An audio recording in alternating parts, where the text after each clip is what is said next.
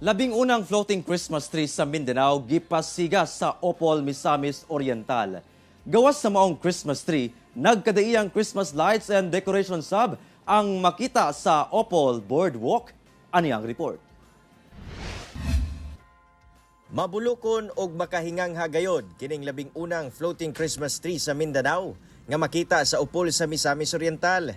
Gani sa mga drone shots sa Project Lupad, makita gyud kung unsa katsada among atraksyon diyang gipasiga na kini sa lokal nga kagamhanan. Labi pa nga nakahatag kini og kahayag sa kagabhion sa baybay. Among Christmas tree ana himutang sa tunga sa mabulokong boardwalk nga puno sab sa Christmas lights nga perfect for picture taking.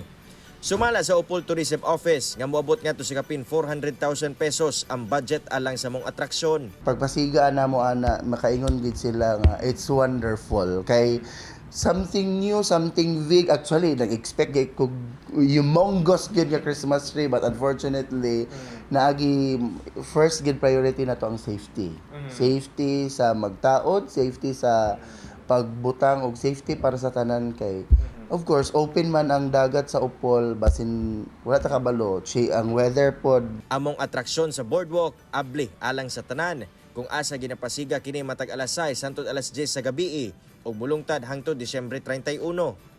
Panghinaot sa LGU nga pinaagi sa mong atraksyon, mas daghang turista pa ang mobisita sa lungsod.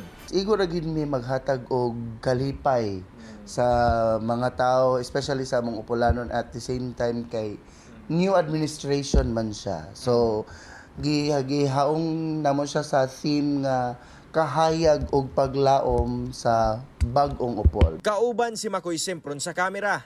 Ako si Cyril Chavez para sa One Mindanao.